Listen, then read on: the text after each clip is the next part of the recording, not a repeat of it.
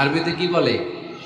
লিবাস। আল্লাহ বলেছেন, ও নারীরা তোমরা পুরুষদের জন্য পোশাক, আর ও পুরুষেরা তোমরা নারীদের জন্য পোশাক। পড়েন সুবহানাল্লাহ। পোশাকের বেসিকলি তিনটা কাজ। কয়টা? কেউ কথা কয় না, আরো জোরে বলেন কয়টা? তা এখন আওয়াজ আসলো থেকে? আওয়াজ করে উত্তর দিবেন, চিল্লায় বলেন পোশাকের কাজ কয়টা।